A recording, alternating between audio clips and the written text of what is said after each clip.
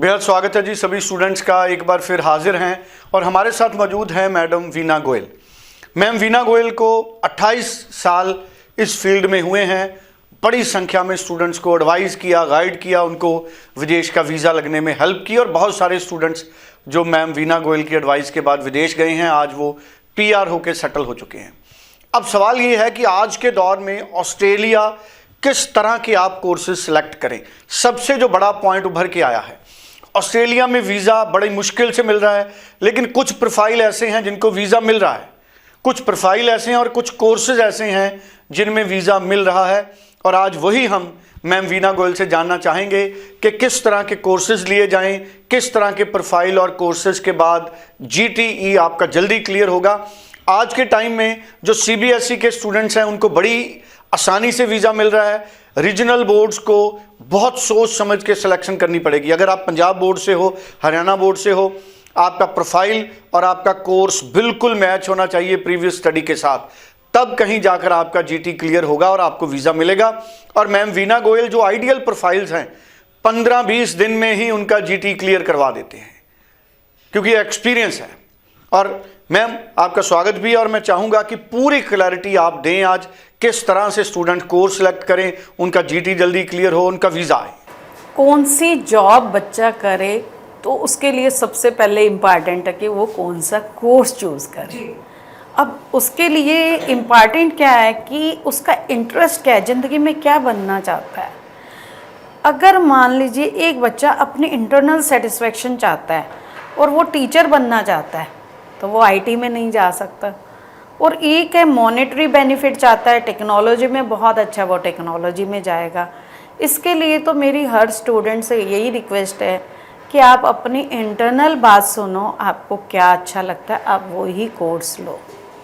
और अगर आप बहुत मेहनत करने के लिए तैयार हो, कुछ अच्छे कोर्सेज लो जिसमें हाईली पेड जॉब्स हैं, then it's not looking back, means you are not going to look back. जो आप कर रहे हो बहुत अच्छा कर रहे हो, आप मॉनेटरी बहुत अच्छे आगे बढ़ते हो। तो ये सारा उस पर डिपेंड करता है। हम शुरू करते हैं। मान लीजिए एक बच्चा है जिसने +2 मेडिकल की है या सुपर मेडिकल की है। जो सुपर मेडिकल वाला, उसके पास दोनों चॉइसेस हैं। लेकिन जो मेडिकल वाला बच्चा है, तो ऑस्ट्रेलिया एक ऐसी डेस्टिनेशन है जहाँ पे आपने जो कोर्स पिछला किया है और अगला जो कर रहे हो उन दोनों में रिलेशन होना चाहिए। तो हेल्थ वाला बच्चा या तो नर्सिंग में जाएगा या हेल्थ रिलेटेड कोई कोर्स में जाएगा, social work, community welfare, child care, कुछ ऐसे कोर्सेज़ हैं जो मैं एक जनरल बता रही हूँ।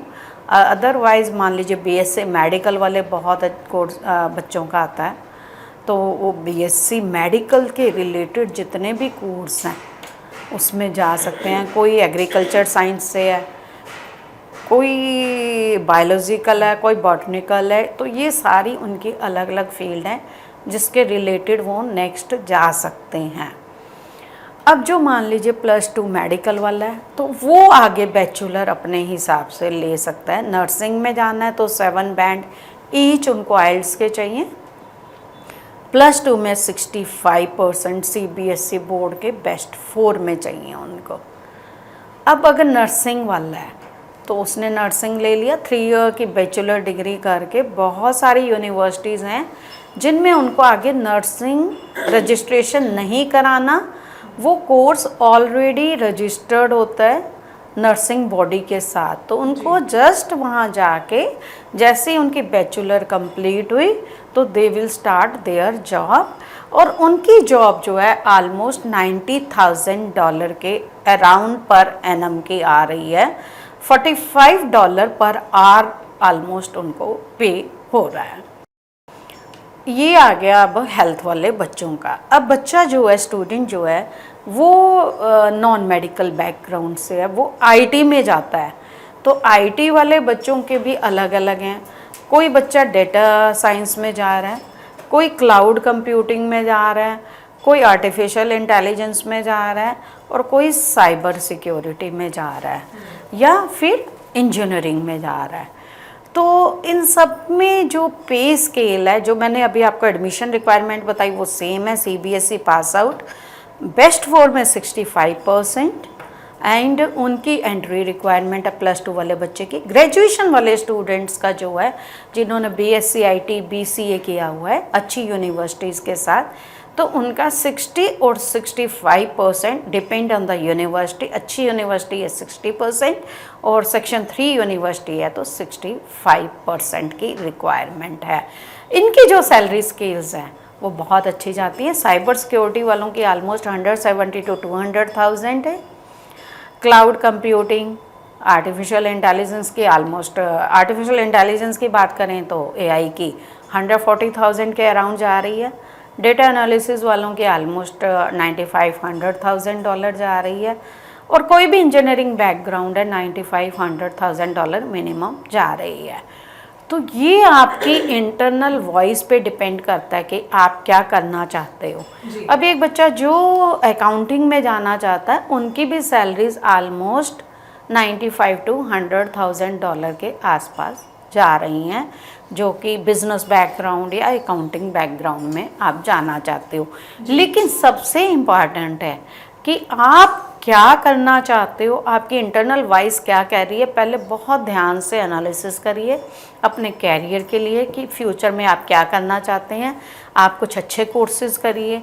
अगर आपको चाहिए कि मेरे को रिटर्न ऑन इन्वेस्टमेंट चाहिए, जॉब अच्छी चाहिए, सेटलमेंट चाहिए, तो उनके लिए आपको अच्छे कोर्सेज करने पड़ेंगे।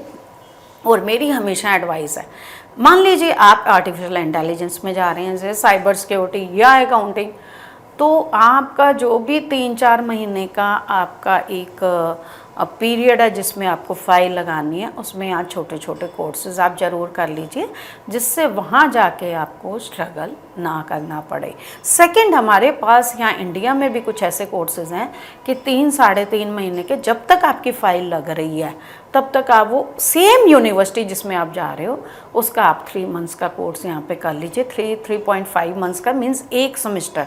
तो आपको वहाँ की 1 सेमेस्टर की फ़ीस जो है जस्ट 1/3 देनी पड़ती है और सीधा आपके सेकेंड सेमेस्टर में आपकी एंट्री हो जाती है वहाँ पे, और उससे वीज़ा चांसेस बहुत ज़्यादा बढ़ जाते हैं। फेब इनटेक में अब 3 दिसंबर तक या किसी की 15 दिसंबर लास्ट डेडलाइंस हैं, तो 15-20 तक मैक्सिमम। उसके बाद बहुत मुश्किल हो जाएगा अप्लाई करना। फिर जुलाई इनटेक है, तो जो भी बच्चे आज ये प्रोग्राम देख रहे हैं वो इमीडिएट अप्लाई कर लें।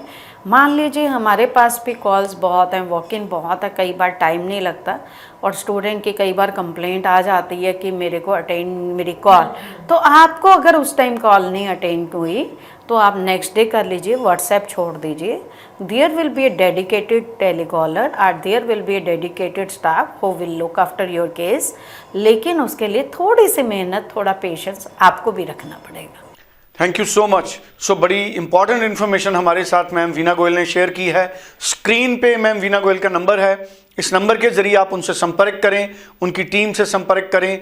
चंडीगढ़ में हेड ऑफिस है navigators overseas solutions private limited का। पर्सनली ज़रूर एक बार आप वीना मैम गोयल से मिलें या फ़ोन के जरिए बात करके जूम मीटिंग पे आप मुकम्मल इन्फॉर्मेशन लें, पूरी क्लैरिटी लें। Thank you so much. Thank you.